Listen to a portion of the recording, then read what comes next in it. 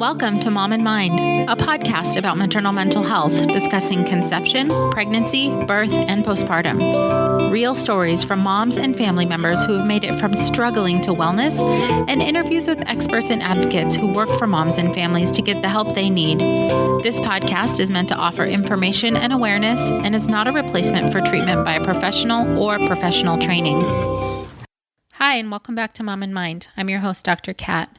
On this episode, we're going to be talking with Elyse Springer. She is a licensed marriage and family therapist, focusing on perinatal mental health, anxiety, depression, death and loss, HIV/AIDS, substance abuse, and creative blocks. She's a training faculty and governing council for Maternal Mental Health Now, a board member for 2020 Mom, and a past co-chair of the Los Angeles County HIV Mental Health Task Force. We're going to be having an overview of perinatal mental health for the LGBTQ community. And the reason why I say overview is because there's quite a lot to discuss and talk about and understand here. But what Elyse is going to share with us is, for any of you who are new to LGBTQ and gender and sexuality, she's going to kind of break that down for you and for us, some things that would be good to know about in terms of identity and expression. We're going to discuss some of the cultural and social issues that impact perinatal mental health, and also some things related to trauma within the community and for histories of people who may identify as LGBTQ. So I hope this is a rich intro discussion, and we'll be having more of these discussions. I'd be interested in feedback from you about more things that you would want to hear.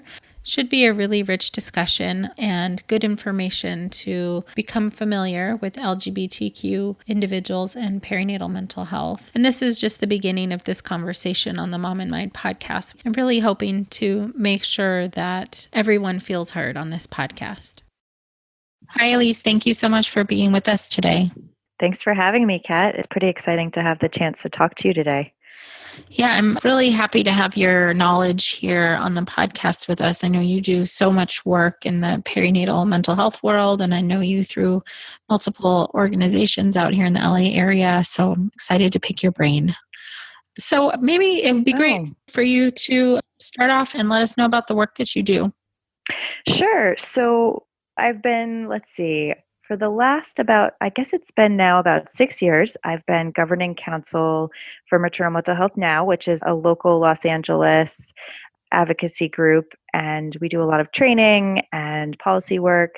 And I'm on the training faculty there. And then for 2020 Mom, which is a national policy and advocacy group. And I guess it's been about 3 years now that I've been on the board there doing sort of, all hands on deck as needed. Mm-hmm. Yeah, both of those organizations do such great work. Thank you for doing all that you do there. Is it okay to ask what prompted you to get into this field? Yeah, well, actually, therapy in general was a career transition for myself. I used to work in the entertainment industry, but, I was sort of impacted by 9/11 just in terms of being very moved by the experience. And that sort of gave me a little bit of what am I doing with my life? And I'd like to do something that felt a little bit more profound and authentic for me. And that prompted a career change, which was a pretty big career change. And then, I primarily for my early career in mental health had been working at AIDS Project Los Angeles. I was part of a pilot program there working with homeless who had HIV and AIDS and were in various stages actually of being homeless, on their way to being homeless, on their way from being homeless, and then just being on the streets. And usually they had a comorbid substance use disorder. So primarily, meth addiction. So I did that for many years and was co-chair for the LA County HIV Mental Health Task Force. And that's actually, my own personal story of how I got into perinatal was, doing that work with the HIV community and the substance abuse community. There's a lot of trauma. Yeah. So I had a lot of experience working with trauma. Mm-hmm. And, throughout my first pregnancy and childbirth, I went through grad school, I went through all the training, I went through trauma training, I'd been trained in EMDR, and I had a traumatic birth experience myself. Mm. And just kind of at that time, it was sort of before a lot of the ACOG recommendations about laboring moms, and definitely before any sort of birth justice movement. And I just had no idea that what I was experiencing was trauma. Mm. And I went to my OB, probably about a month after my birth experience and was like, I'm crying every day. Is that normal? And Yeah. her response was, well, that's just new motherhood. Mm. Which, exactly. And so probably about 2 months postpartum for myself, I was like, oh, I'm on maternity leave. Of course, this is a great time to do continuing education credits. Mm. And I happened to go to, so I don't know, whatever trauma CEU I happened to be in at the time. It might have even been like a Bessel van de Kolk kind of, that's a very funny name for a guy who's really wonderful in trauma research. Mm-hmm. And I kind of had an aha moment like, oh my God, I had Yeah. a traumatic birth Yeah. experience. So after that, and kind of going through, I always tell this story. I had a very lovely and very experienced old analyst, as my own therapist. And, if you're listening, yes, no secret here, therapists have their own therapists. Yes, we do. And so I completely lovely, but just as an older man, had literally just no concept of perinatal mental health. And once I kind of came to my own realization and did sort of my own research and understanding and had to bring that into my own personal sessions, I again had an aha moment, which was like, here I am, a trauma therapist who, went through school and got met in all these areas and was sort of told that this is just new motherhood when it wasn't. Right. And so that really propelled my desire to begin working in perinatal mental health. And so I just, did all the training and started doing, I worked a lot with Dr. Diana Barnes, just doing a lot of consultation. And that is how. Wow. What a great person to train with. I know. So amazing. So I feel really lucky to count her as a mentor. But so yeah, that's how I got involved in, that's sort of not only the transition from just another career to the helping profession, but then the work I was doing to getting involved in perinatal mental health. And it still astonishes me that we do not have training in schools. That's a whole other, I could go on about that for a whole another podcast. Right. Yeah. We can have just like a soapbox edition and go to town on all of this stuff. Absolutely. So yeah, so that's my personal journey to perinatal. In regards to working with the LGBTQ community, that really, obviously, again, because so much of my early career was working with the client base and working with LGBT community at AIDS Project Los Angeles. Mm-hmm. So it's all sort of come together on some level, and now you're still helping community that you've been connected to for a while, but in a different way. Mm-hmm. Absolutely. So I'd really love to get into some kind of, I don't know, I guess first off, some fundamentals so that people who are new to this kind of conversation about LGBTQ individuals can have kind of an understanding of how to navigate our conversation. So maybe, it'd be great if you could start off with just kind of explaining to people what LGBTQ stands for. Sure.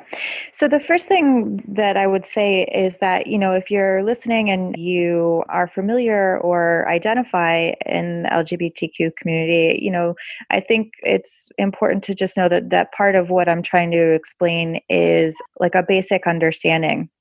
And LGBTQ stands for lesbian, oh gosh, now I'm just going to get it wrong because I'm saying it so fast, lesbian, gay, bisexual, transgender, and queer. And, a lot of times people now get very astonished, especially older generations, because queer used to be a word that was not a good word to use. It was a defamatory word. Did I say that? Defamatory?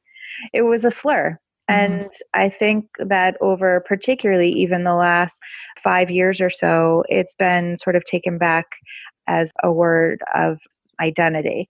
So, generally the easiest way when you're speaking to someone is to just ask, how do you like to be referred to? How do you identify? Those are usually kind of what I start with.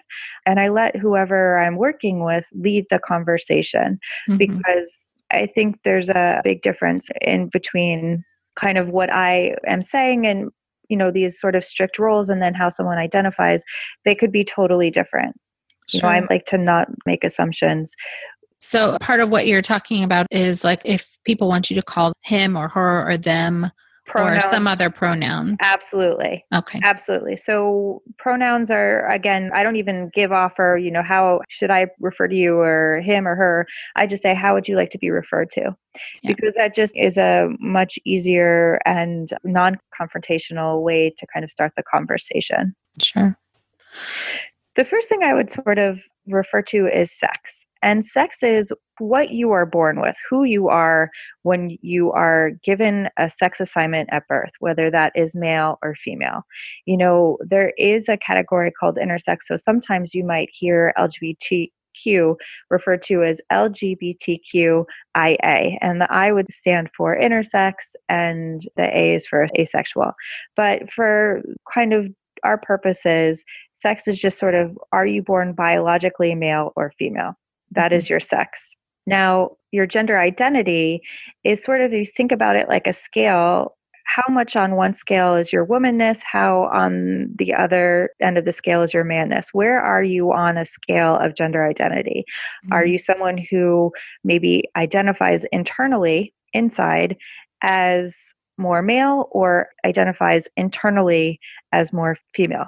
Did I say that correctly? Yes. Yeah. So that's an internal brain kind of identity. Gender expression would be how you would present to the world, whether you present more feminine, whether you present more masculine. And what's so interesting is that someone can really identify as being very, let's say, female internally, but their gender expression may not be so feminine. So that's where people really, I think, sometimes get confused. We sort of look at someone and we make an assumption, but that's not necessarily how they identify. Right. And now all of that is very different than who you are sexually attracted to. So who you feel most drawn to. And again, that might be something even different than who you're romantically attracted to. But that's sort of a basic explanation. Do you have any questions about that? Did I explain that clearly? Yeah, that's good. I just wanted to make sure that people who are joining us in this conversation have kind of some fundamentals of understanding, because, there may be some folks that are new to this conversation, and it's a good opportunity for them to also understand what we're talking about. Yeah. And in the context of sort of what we're talking about today, we're kind of keeping it pretty narrow, and particularly in regards to perinatal mental health and parenting, we're really kind of talking right now about the LGBT community and parenting, just for our purposes today as a big discussion. Oh, yeah. And that's one of those things, here we're talking for about, half an hour or so about a very specific topic, but we could spend hours and days talking about this. So this is really just kind of an overview and a glimpse into specifically perinatal mental health for LGBTQ. Right. Exactly what we're talking about is what is a considerable challenge for the LGBT community, which is that there is a lack of understanding both about the difference between expression, identity, and sexuality. But there's also then, as a consequence of that, limited culturally sensitive services for the LGBTQI community. There's these sort of stereotyped beliefs in who is a mother and who is a father. Right. And, there's limited access for services. I mean, I'm sure this has kind of been something, I know you and I have talked about this offline before, just that there's limited access for services outside of anyone who's a traditional family. And then even outside of that, anything out of the sort of mother-child heteronormative dyad. There's not a lot of services in policy and screening, and even in the language that we use around, maternal mental health, it's just sort of maternal mental health. Oh, right. Yeah. In part, that's kind of a carryover from a while back, the maternal idea, but I think there's a movement to paternal mental health and including the whole family anyways. And then that's a little more gender non-specific. Yeah. And I think the difficulty too is that even as there's a sort of maybe emotional broadening shift to include everybody, and understanding that, perinatal mental health is not just maternal and it's not paternal. Perinatal mental health impacts everyone. Right. And what's so interesting is coming from the HIV world, this is something that as a movement, the HIV community went through in the early days, that originally was labeled GRID, gay, sort of related to just gay men. And even the early sort of fundamental crisis centers were like the Gay Men's Crisis Center. And there had to be a shift to understanding, well, first of all, HIV and AIDS did not just impact men, and it impacted everybody, women as well. And that even outside of people who contracted, it impacted their family systems. So it's so similar to perinatal mental health, which is that, it doesn't have to be a bio mom or a bio dad, adoptive parents or surrogate parents absolutely, can have perinatal mental health issues. And even for someone who isn't necessarily suffering a perinatal mental health issue themselves, it has such broad impact. Again, another soapbox. Yeah. Perhaps left to another day. But for me, I find that I tend to try and use perinatal mental health more because it is then much more inclusive language, not just for, mothers and families, but also for the LGBTQ community. Because a lot of times, you can have someone who would identify as trans and they might be a trans dad, but biologically they are female and they might be carrying. And so again, that's not a culturally sensitive way to refer, if you're saying maternal, that's not going to be someone who's going to access services at your clinic or practice because they don't feel welcome. Right. And there's not that many resources anyway, specializing. Yeah. I mean, I think for the most part, in some LGBT community service organizations, there's beginning to be more, but less perinatal, more child focused. Like I'm just even thinking in Los Angeles, there is health services attached to the gay and lesbian community, but there hasn't been as much of a robust, I think, community for fertility to 1 year. Some of other organizations focus on how to, let's say if you're a gay dad and you want to adopt or engage in surrogacy, there might be those services, but I don't think there's very many fertility services for women, not very many fertility services, and not very many OB services in those more traditionally safe spaces. So what I run into is that a lot of times these families and new parents or, is aspiring parents, can I say that? I don't even know if that's right, but like someone who would aspire to be a parent ends up having to pass in a straight space. And this is something that I think contributes to distress in perinatal mental health. Let's say you are a mom who identifies as lesbian and you have a partner, but you go into, I don't know, I'm going to make it up. Actually, I'm not going to give a name of a hospital. I'll just say the hospital or your OB's office, a new OB's office. And, the question is, is dad going to join us? Right? Just an assumption. And even though there's more and more training about how to be culturally aware, there just isn't that. And even if it's not necessarily the OBs, it's the office staff. It's the pictures on the wall, which only show these heteronormative families blissfully holding a baby. So it's that already you're kind of going into the situation. And then sometimes what ends up happening is if, mom ends up kind of disclosing, I'm gay, this is how I identify. Another question might be, well, how did you get pregnant? And so that there's this prurient interest in, how did you get pregnant? This would apply to the trans community too. Like, how does that work? Because your expression, your outward appearance might be more male, right? So then it's like a prurient interest in what is your sexuality? How does that connect to your pregnancy? And it's pretty intrusive. So intrusive. I mean, I can just imagine some provider or office person or whoever in that position kind of maybe not, naively for sure, asking the question, but not really understanding the impact of that kind of a question and how intrusive it might be. Yes. I think it's even interesting, like even the whole system is just, all of that is just so biased. Last year, 2016, I think in January of 2016 was the first time there was an AB 1951, which passed in January of 2016, was the first time that in California, it listed parents for either box as opposed to mother and father. You could only check off like mother and father. Like on a birth on certificate? a birth certificate.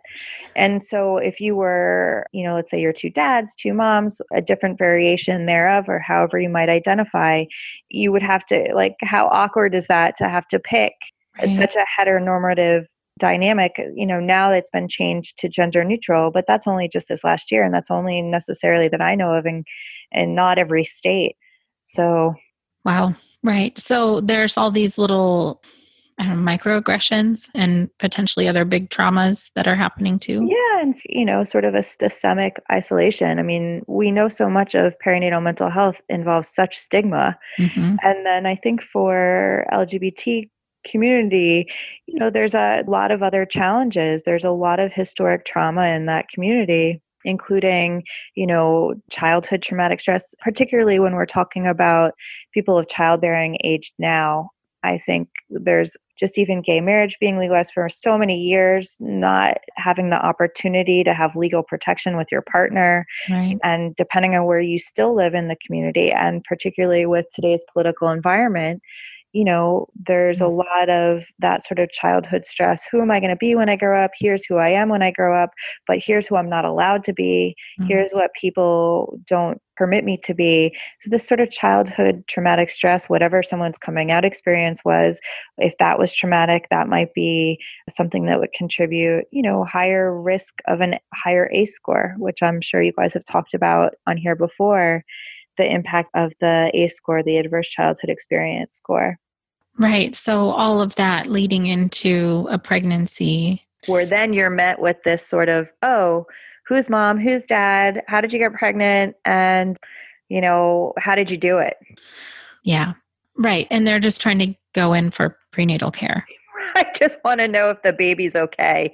Like, can you just do a scan? Like, we don't need to talk about all this. What does that have to do with how healthy this pregnancy is, right? I mean, how I got pregnant. I mean, I can understand, I think, with some fertility stuff, sure. But at the same time, that's not, my sexual identity and how I have sex is not something that I feel like the OB needs to know. Right. The fact remains there's a baby or there's a pregnancy. Yes. And that's pretty much all you need to know. Right.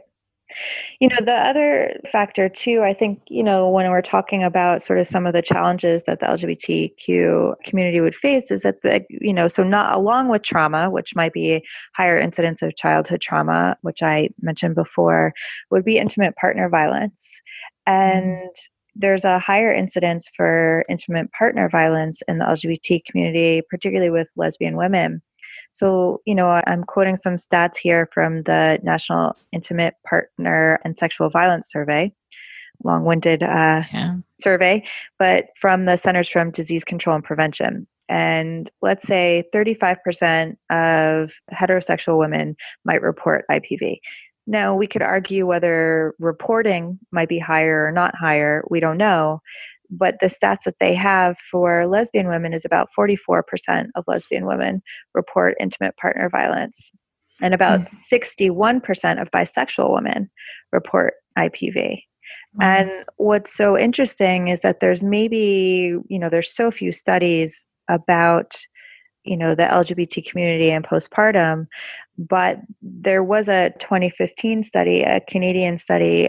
They found that women who were partnered with both sexes, so someone who maybe, whether they identify as bisexual or not, but that might be a label that we would give someone who partnered with both sexes, they had sort of the highest scores on the EPDS, on the NBURO. So they had higher scores and higher compared to women who had just partnered solely with women. So it's so interesting when you think about, oh gosh, so here are these statistics that say if you had sort of identify as bisexual, you have a higher incidence of domestic violence or IPV, intimate partner violence, and yet you're also scoring higher on the EPDS. And that sort of warrants further study to me. What does that mean? Right. And what does it mean that 44% of lesbian women are reporting IPV, and how might that play into postpartum?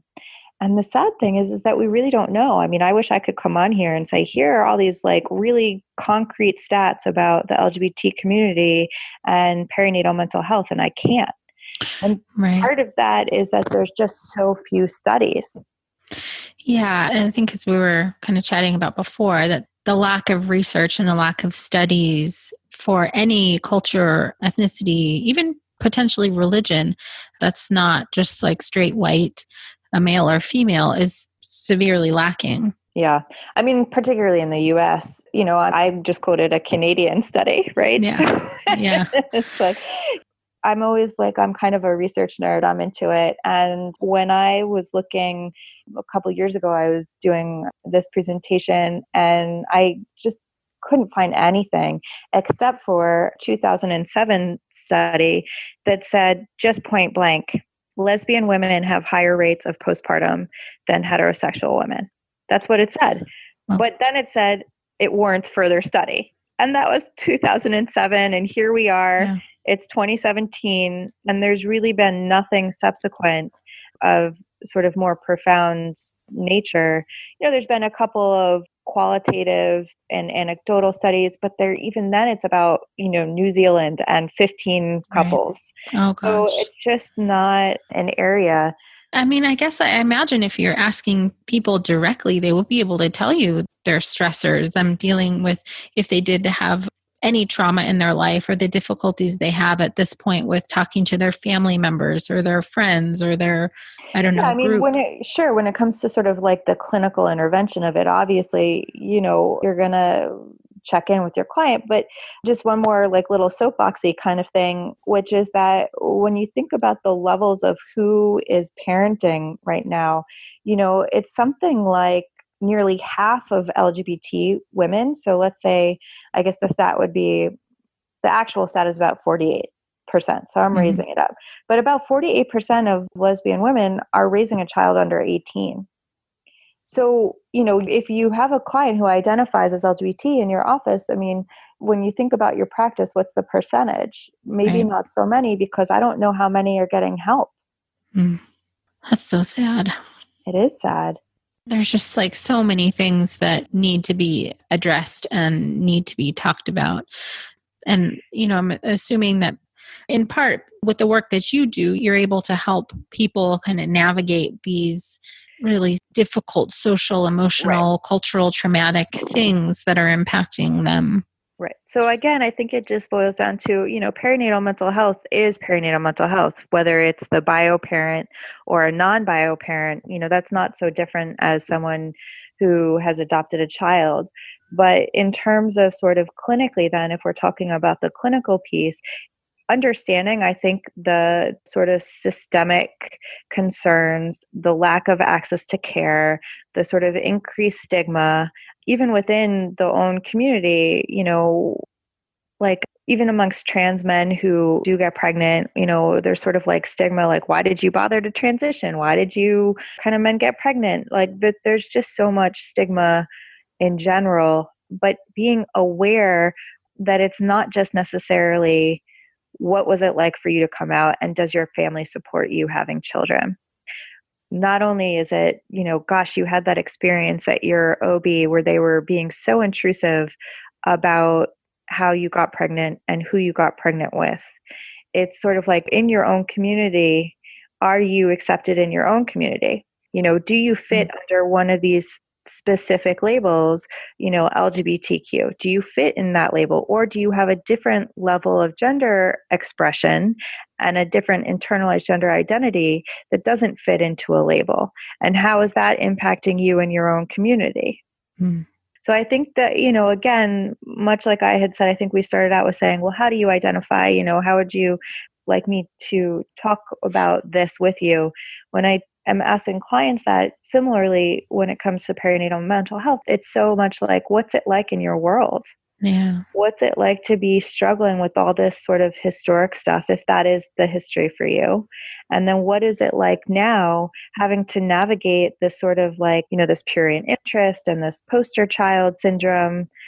Oh gosh, I knew a lesbian couple once and they blah, blah, Oh, blah, blah, blah. Right? I yikes. mean, that's Yeah. kind of like, a lot of times clients find themselves in this poster child where they kind of have to explain for the whole community which is so tricky, right? Because especially when we're talking about someone who maybe doesn't fit in categories. Mm-hmm.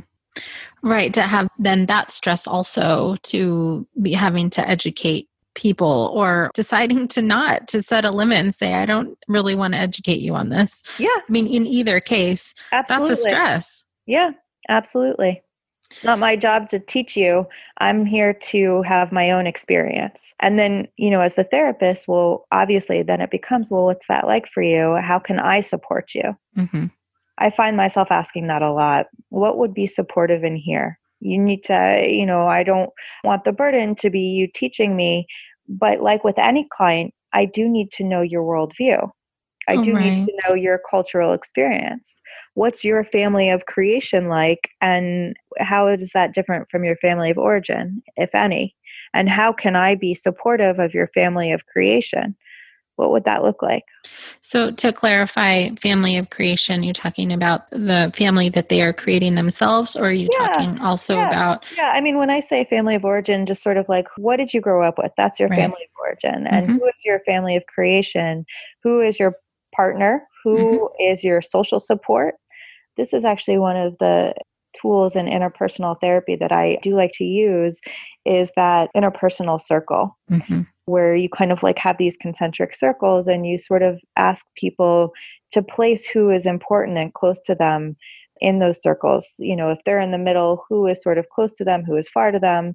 And it really gives me a sense then of who is important and who is supportive, and maybe who isn't supportive but is still important. Right. Just like any other person, people need support and need to either, if there's a community that feels unstable to them, to find a stable group of people or community to have surrounding them just to get through this.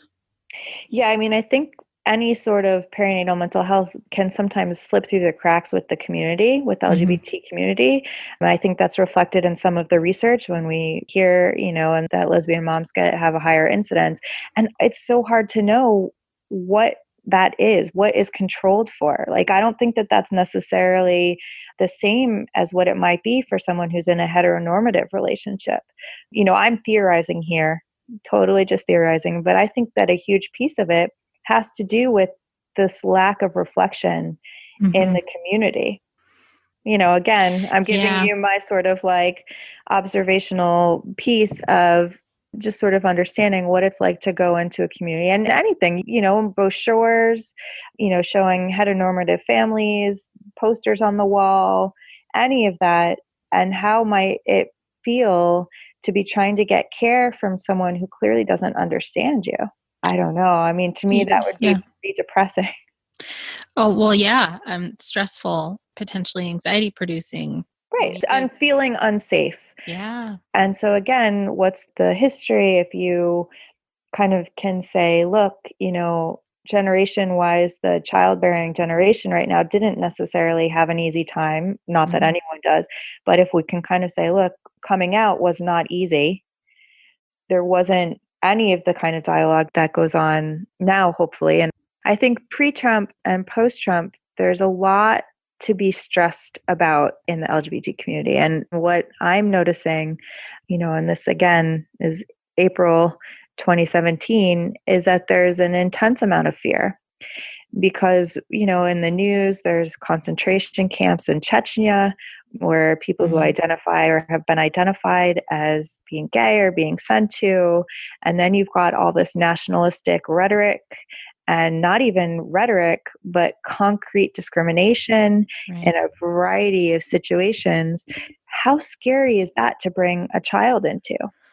Yeah. And again, I'm just speaking about a community. So then what's so interesting in terms of kind of keeping that in the forefront of our mind is what it must be like to bring a child into this kind of more, or have a young child, or a child under one, or even a young child, right? In an environment where there is now this endorsed, I mean, just homophobia. Mm-hmm. It's really frightening. The Yeah. fact that the Trump administration took, the LGBT page down, just all sorts of things. Right. So now, I'm thinking about all the different levels of stress and trauma that we've been going through. So just on some level, the incidence of postpartum depression is higher, but we don't know how or why. Right. The level of intimate partner violence is higher, but we don't know how or why. And that's in lesbians. That's in lesbians. Yeah. And that's lesbians with kind of in comparison to heterosexual women. Okay. They're potentially already having to be dealing with some trauma in their history and now just kind of trying to find a safe place to be, to live, to have a family where they are not having to worry about, as you were describing, the current political climate. Yeah. Yeah. And I'm just going to throw one more sort of wrench in here. I don't even know if that's the right term, but the Williams Institute, which is, oh gosh, I want to get it right, is part of the UCLA School of Law. And so the Williams Institute put out kind of a white paper in 2013. So if you're interested in sort of more statistics on LGBT parenting, I would recommend that. You can just look up Williams Institute and LGBT parenting in the United States. But some of the things that they talk about, which is sort of this other piece that I'm mentioning, is about 39 to 40% of same-sex couples who have kids under 18 are people of color. So now you're talking about another kind of dynamic that you've got a racial diversity and ethnicity diversity in addition to sort of a gender expression and gender identity and sexual identity, and that this is a pretty intense mix. Mm-hmm. One of the things that I find so interesting that came out of that Williams Institute study is that same-sex couples raising children is most common in like some of the southern and mountain west and Midwest regions of the country, which is not what my assumption was. And they talk about the highest proportions of same-sex couples raising bio, adopted, or stepchildren is like Mississippi. Wow. And that's not necessarily like the safest place. No. For them. No. Not at all. Not at all. So again, like I said, I could soapbox endlessly, but I think when we're talking about the clinical piece is, it's just sort of a question that I like to raise because I try to do it for myself too. It's like, how do I continue to ensure that in my practice, and I think just in the general, how I like to advocate to just sort of try to start using more neutral and non-gender biased, non-sexual oriented biased language when it comes to perinatal mental health. I think it would always be referred to in that way. And that we can't carve out different sections for moms and dads, but again, who is a mom and who is a dad? And the gender identity and gender expression and sexual orientation may not fit into that category. Right. And if we do make mistakes and don't address someone how they prefer to be addressed or slip up or something like that, then own that and don't put it back on the person. Oh, no, of course. Yeah. It just happens so much that, people get offended. All the time. And I have been corrected on more than one occasion. And I just kind of say, please tell me your experience. I am so sorry. And again, particularly in communities where you're going to the doctor and the OB and hospital systems, oh gosh, and and nurses and being met with hostility, please know my intent is not to repeat that. And please help educate me about your experience, right? What is your experience and how might I support you in your experience?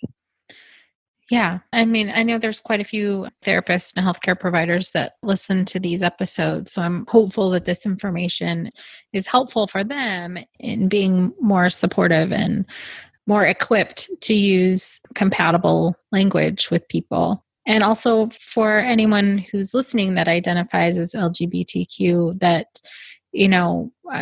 part of the goal of this podcast on some level is to make sure that everybody is heard on some level at some point in any number of these episodes. And that's why we're having this conversation, is to help inform people, but also for folks who are listening to feel like they're heard. Yeah. And, hopefully to start to advocate in whatever own small way, whether, if you're a clinician, just being sort of more open, looking at your practice, seeing, how could I be more, LGBTQ friendly? What kinds of materials am I passing out? Could that be more neutral in any way? Is the language on my website, could that be more neutral? Or if you're interested in more training, how to get more training, doing sort of a basic LGBTQ training on awareness. And I think too, if you're a policy person and listening to this, I would really encourage you to start to think about what mom means and think about some of those statistics that we're talking about. Really large numbers of people who don't identify as heterosexual are raising children. Right. And are raising children under 18. And I'm sure the Williams Institute maybe even breaks it down further. But just to keep that in mind. Right. And then again, for the LGBT community who are listening, I would encourage you. I'm going to say this, Kat. I would encourage you to, if you have something to share or please continue this dialogue. Oh, of continue course. this dialogue on this.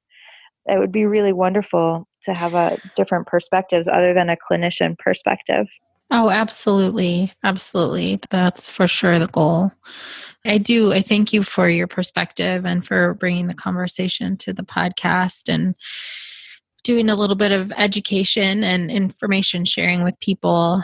I know this goes out to quite a few folks out there. I'm certainly hoping that anybody out there, if you know of anybody else who could use this information, please do share. So thank you so much, Elyse, for taking the time to share this with us. Thank you so much for having me on. I really appreciate it and appreciate your patience with my stumbling around words, right? So this is sort of my first time on a podcast and you've been so gentle. I appreciate it. Oh, no, thank you. I really want to thank you too for the work that you do. This is really wonderful to have these kinds of outlets for some communities that might not have a voice otherwise. So thank you. Thank you so much. So I'm hopeful that that was a good beginning conversation for us to have on this podcast. As you can see, there's so many different things that we really need to get more into and understand more deeply. So I'm interested to hear if you guys have any feedback or if there's anything else that you'd like to hear about. We will be addressing this and many other culture-specific topics in future podcasts. Thank you so much for listening. Thank you for joining us today. If you or someone you know is having a hard time, help is available. Please look for resources for help at momandmind.com. Also, please subscribe and share this podcast. Together, we can support moms and families so that no one has to deal with this alone. Thank you for being a part of the Mom and Mind community.